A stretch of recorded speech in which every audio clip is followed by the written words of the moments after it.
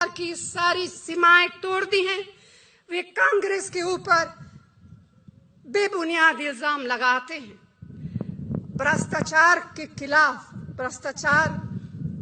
खिलाफ हमने ही आरटीआई जैसा मजबूत हथियार लिया।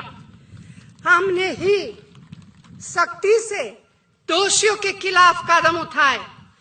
जहां भाजपा की सरकारें हैं, क्या इस तरह के कदम उठाए गए हैं? बिल्कुल नहीं। मैं जानना चाहती हूं, लोकायुक्त बनाने में गुजरात सरकार को 10 साल क्यों लगे? क्या यह वजह तो नहीं है कि अपने भ्रष्टाचार पर पर्दा डालने के लिए ऐसा किया है? भाजपा के नेता ऐसा दावा कर रहे हैं कि उनके आने से स्वर्ग जमीन पर उतर आएगा, लेकिन ये सच्चाई आपको नहीं बताते हैं। इस सच्चाई कुछ जगहों में आप खुद झेलते हैं कि खुद गुजरात किस तरह 1,75,000 करोड़ रुपए के कर्ज में डूबा हुआ है। बहुत से गांव के लोगों को पीने का पानी भी आज तक नहीं मिला। 5 साल से कम उम्र का हर दूसरा बच्चा कुपोषण का शिकार है। जो बच्चे बीच में ही स्कूल छोड़ देते हैं, उनकी संख्या देश में सबसे अधिक गुजरात में है। और सबसे चौंकाने वाली बात यह है कि रोजाना 11 रुपए से ज्यादा कमाने वाले को गुजरात सरकार गरीब नहीं मानती है। आप बताइए कि क्या यह स्वर्ग है या कुछ और है? इन्हें सिर्फ खुद की कुर्सी का ध्यान है और इन्हें गरीबों से आपसे कोई लेना देना नहीं है।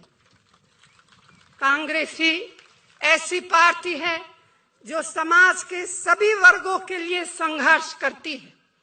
हमने अपनी 2014 के घोषणा पत्र में सभी क्षेत्रों वर्गों के लिए अनेक ठोस कार्यक्रम और योजनाओं का वादा किया है। मिसाल के तौर पर सभी गरीब भूमिहीन परिवारों के सिर पर छत हो, इसके लिए कानूनी तौर पर आवास का वादा किया है। देश में सभी को मुफ्त इलाज और दवा मिले, इसके लिए स्वास्थ्य के अधिकार का संकल्प है। बुजुर्गों, विधवाओं और विकलांगजनों के लिए पेंशन का वादा है। असंगठित क्षेत्र के लोगों के लिए सामाजिक सुरक्षा और पेंशन का वादा किया है। नौजवानों को कौशल विकास और व्यावसायिक ट्रेनिंग के जरिए रोजगार मुहैया कराने के साथ ही महिलाओं के हितों के लिए कई महत्वपूर्ण वादे भी किए हैं। छोटे और मध्यम वर्ग के उद्योगों को नए तकनीक उपलब्ध कराने और अलग अलग व्यापार में निवेश करने की सुविधाएं देने का वादा है। मैन्युफैक्चरिंग को बढ़ावा देने के लिए इंडस्ट्रियल कॉरिडोर बन रहा है, जिससे नए कारखाने स्थापित होंगे और देश में एक कोने से दूसरे कोने तक माल आसानी से पहुंचेगा और रोजगार के नए अवसर पैदा होंगे। यह हमारा संकल्प है, यह हमारा वादा है और हम जो वादे करते हैं निभाते हैं। दूसरों के विपरीत जो वादे हम करते हैं, हमेशा उन वादों को निभाते हैं। यह हमारा संकल्प है, यह हमारा वादा है, जिसके लिए हम पूरी ईमानदारी के साथ संघर्ष करेंगे। भाइयों और बहनों, देश एक दिन में नहीं बनता। शीला दीक्षित जी, जेपी अग्रवाल जी, शकील अहमद जी, कुलदीप नागरा जी, भुवनेश कालिका जी, संदीप दीक्षित जी, राजिया सुल्तान जी, सभी उपस्थित नेतागण, सभी उपस्थित कांग्रेसजन, भाइयों बहनों, बुजुर्गों, इस हार्दिक स्वागत के लिए आप सबको दिल से बहुत बहुत धन्यवाद। दिल्ली के चप्पे चप्पे पर भारत का इतिहास लिखा है और यह इस तरह भी सच है कि इस शहर के कण कण में आज के भारत की कहानी भी है और आने वाले दिनों के भारत के उज्जवल भविष्य की तस्वीर भी। आपकी तरह मैं भी दिल्ली की निवासी हूं। इन 15 सालों के दौरान दिल्ली का जो विकास और परिवर्तन हुआ है, हम सब इसके गवाह हैं और हमें गर्व है। कहावत है कि हाथ कंगन को आरसी क्या, जो सामने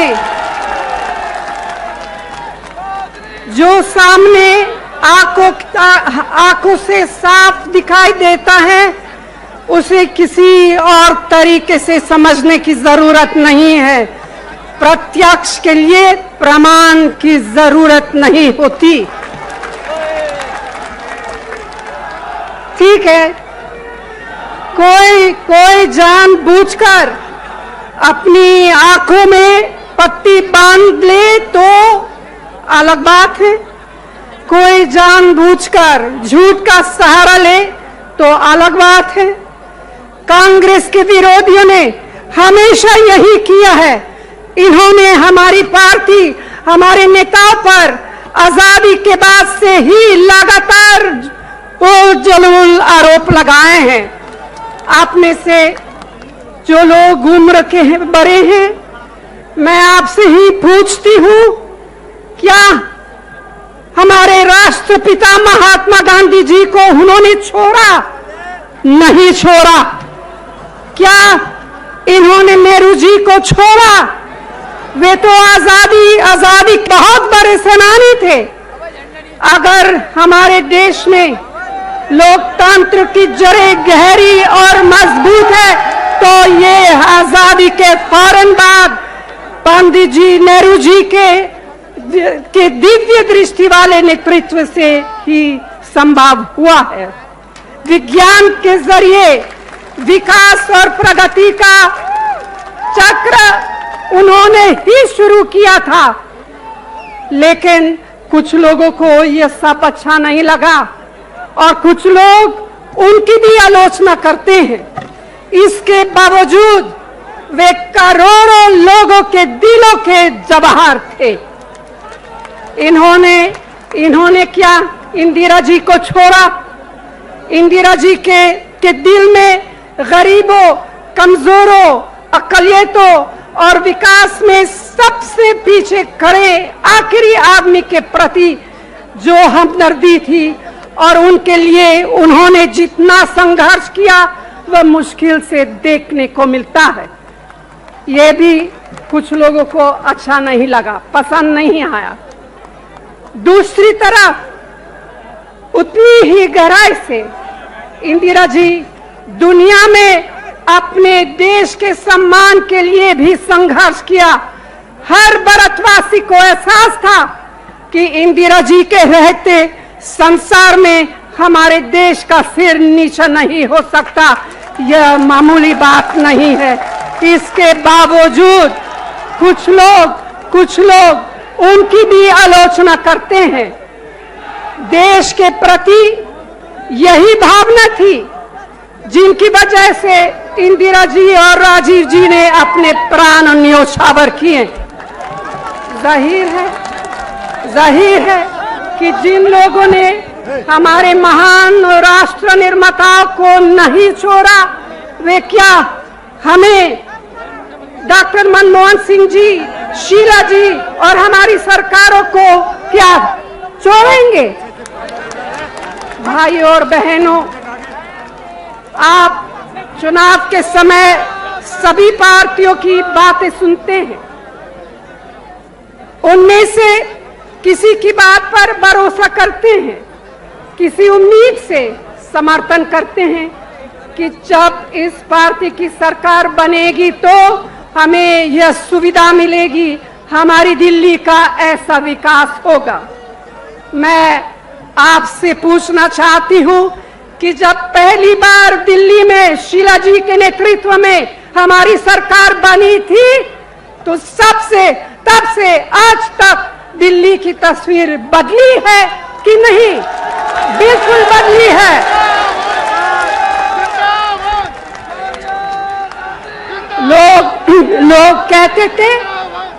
लोग कहते थे कि दिल्ली में मेट्रो का प्रयोग सफल कभी नहीं होगा। आज पूरी दुनिया में दिल्ली की मेट्रो का नाम है।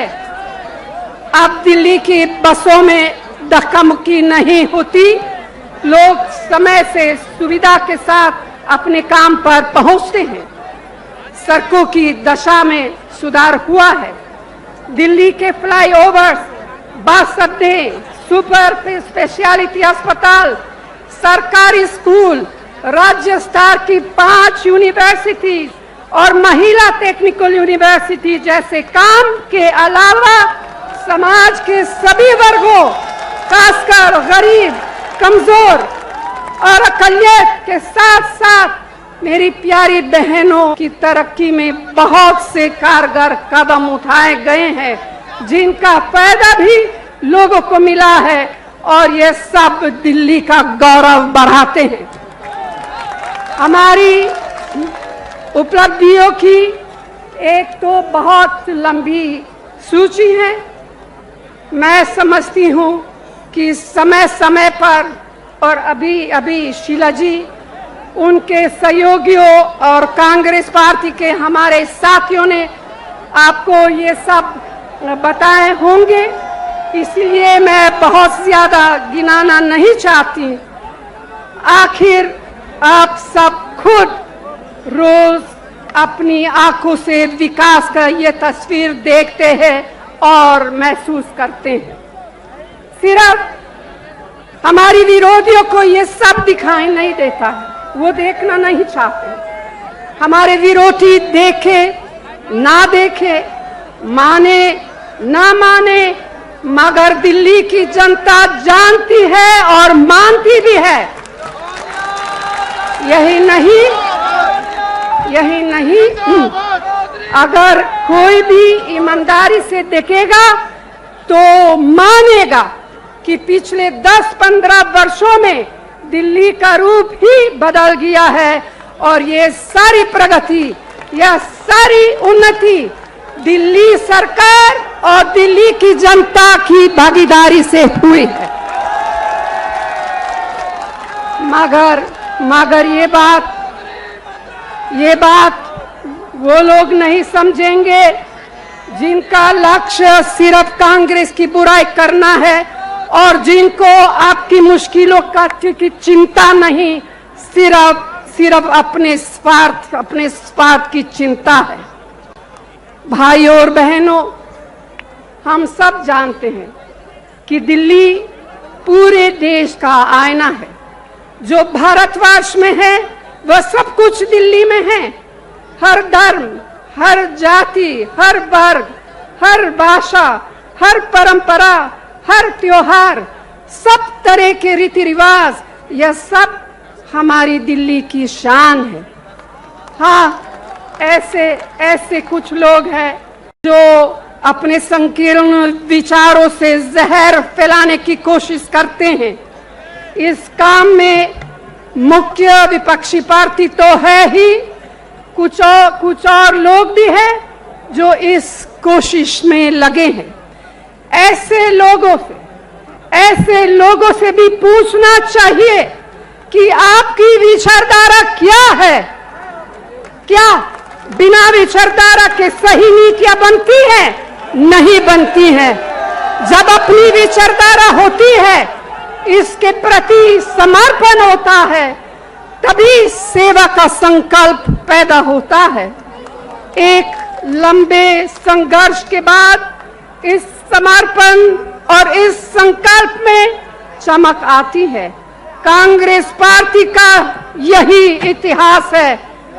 भाइयों और बहनों, आप तो सब जागरूक नागरिक है, समझदार नागरिक है।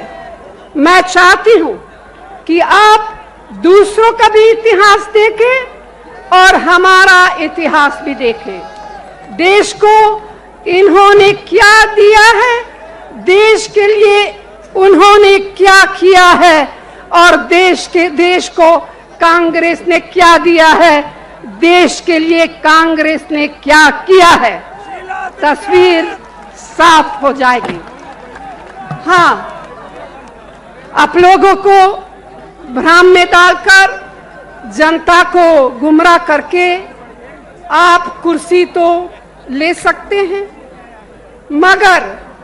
मगर सेवा भावना के बिना, दिल के बिना, करुणा के बिना आप लोगों का दिल नहीं जीत सकते।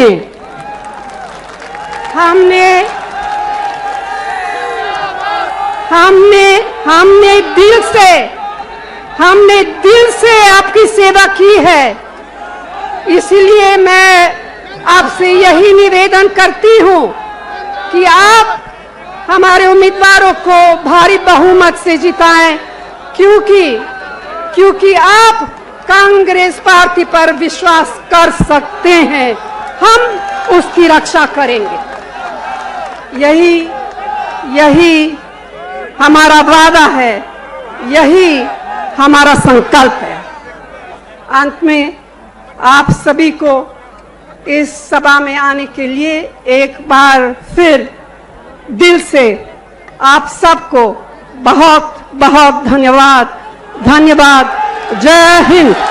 और आप मेरे साथ जोर से बोलिए, जय हिंद।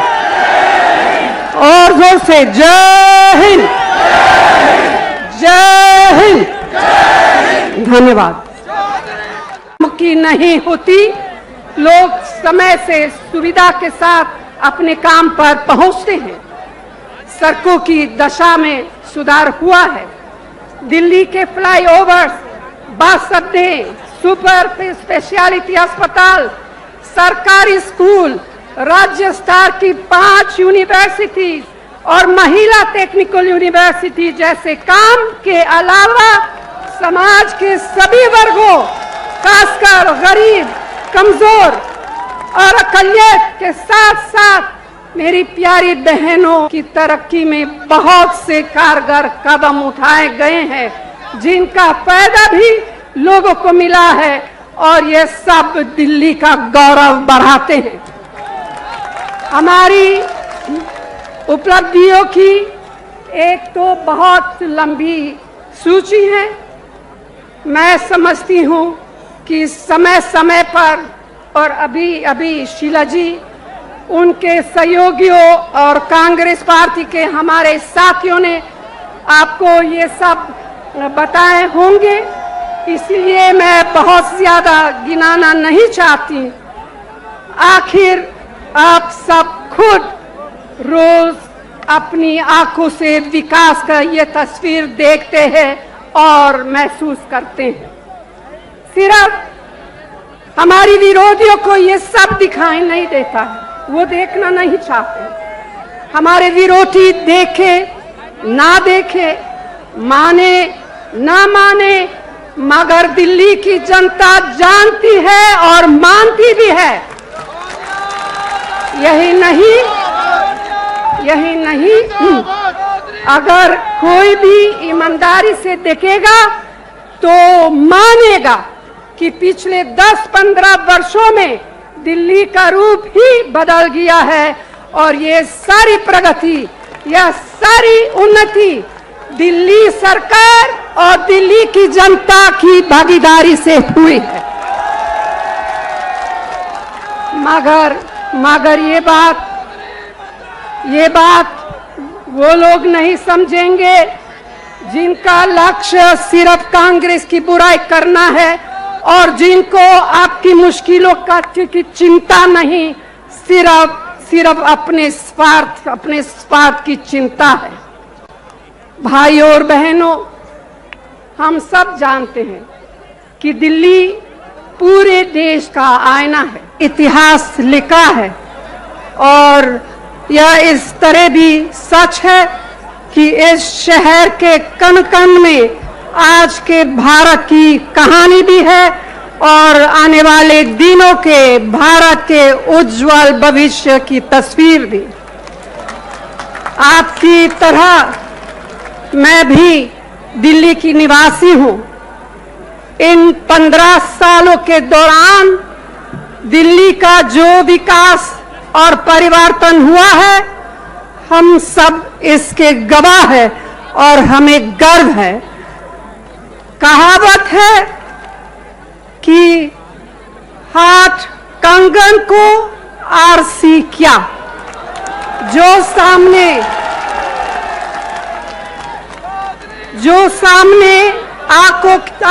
आंखों से साफ दिखाई देता है उसे किसी और तरीके से समझने की जरूरत नहीं है। प्रत्यक्ष के लिए प्रमाण की जरूरत नहीं होती।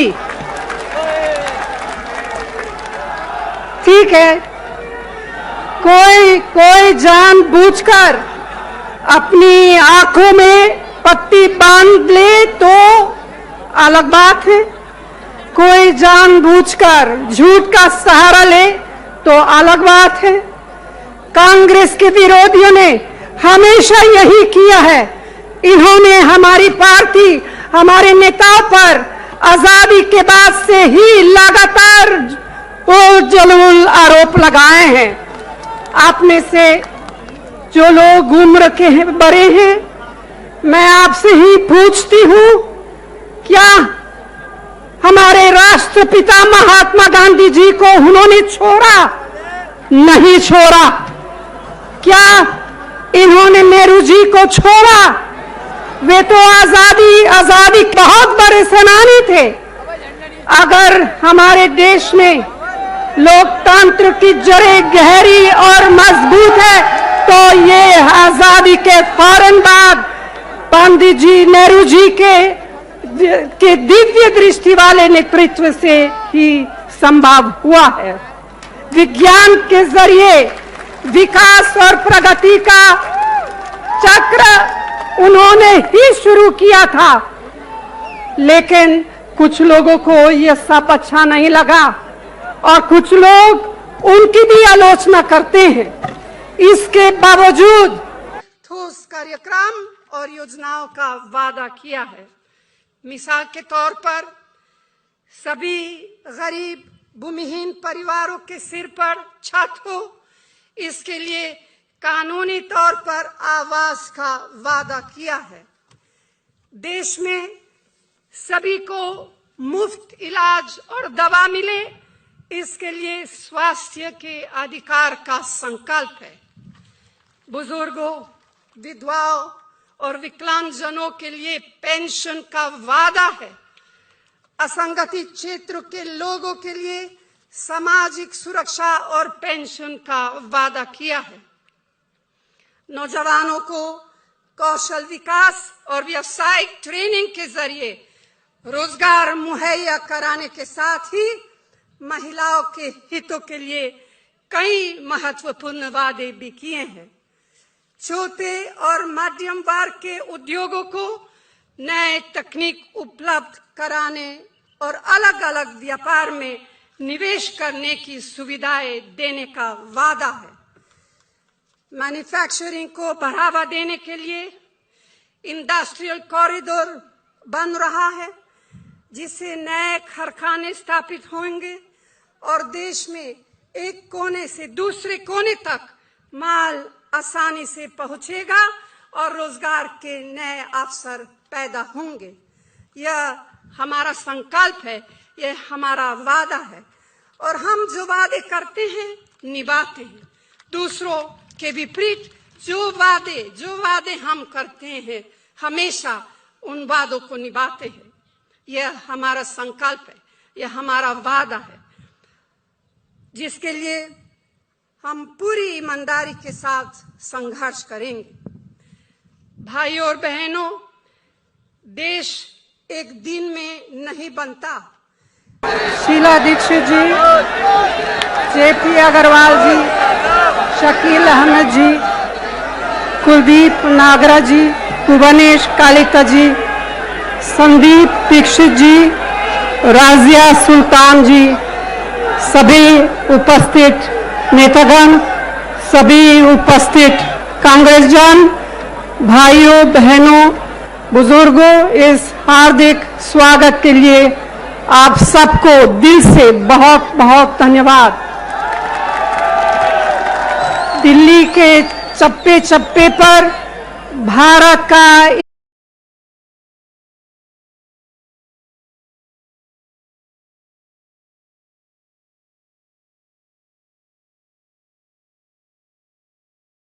की सारी सीमाएं तोड़ दी हैं।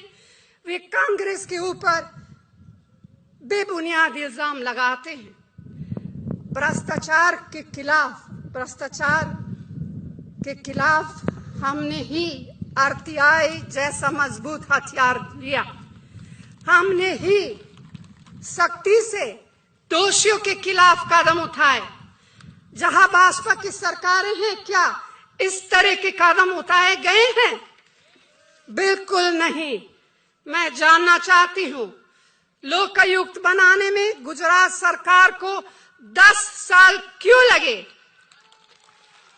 क्या यह वजह तो नहीं है कि अपने भ्रष्टाचार पर पर्दा डालने के लिए ऐसा किया है? भाजपा के नेता ऐसा दावा कर रहे हैं कि उनके आने से स्वर्ग जमीन पर उतर आएगा, लेकिन ये सच्चाई आपको नहीं बताते हैं।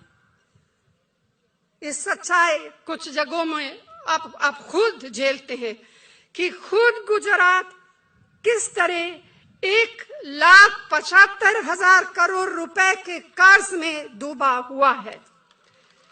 बहुत से गांव के लोगों को पीने का पानी भी अभी तक आज तक नहीं मिला। 5 साल से कम उम्र का हर दूसरा बच्चा कुपोषण का शिकार है। जो बच्चे बीच में ही स्कूल छोड़ देते हैं, उनकी संख्या देश में सबसे अधिक गुजरात में है।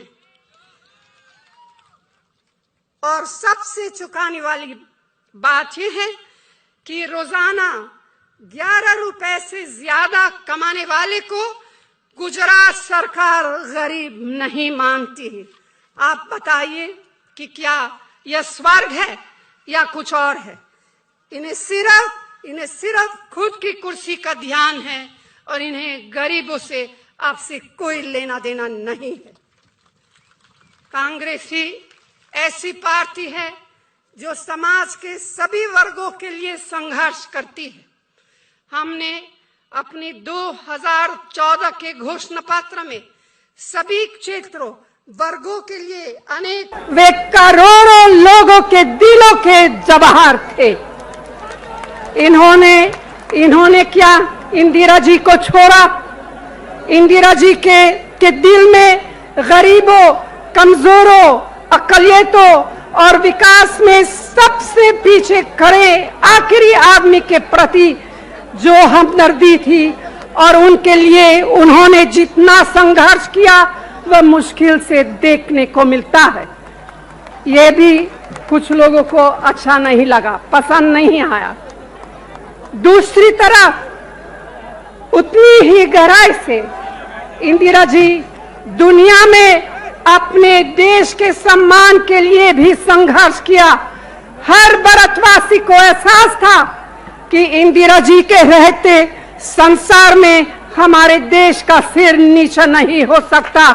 यह मामूली बात नहीं है। इसके बावजूद कुछ लोग उनकी भी आलोचना करते हैं। देश के प्रति यही भावना थी जिनकी वजह से इंदिरा जी और राजीव जी ने अपने प्राण न्योछावर किए।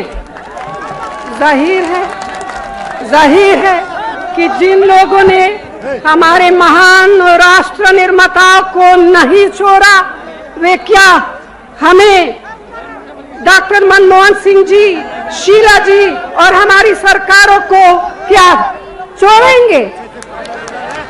भाइयों और बहनों, आप चुनाव के समय सभी पार्टियों की बातें सुनते हैं, उनमें से किसी की बात पर भरोसा करते हैं, किसी उम्मीद से समर्थन करते हैं कि जब इस पार्टी की सरकार बनेगी तो हमें यह सुविधा मिलेगी, हमारी दिल्ली का ऐसा विकास होगा। मैं आपसे पूछना चाहती हूं कि जब पहली बार दिल्ली में शीला जी के नेतृत्व में हमारी सरकार बनी थी तो तब से आज तक दिल्ली की तस्वीर बदली है कि नहीं? बिल्कुल बदली है।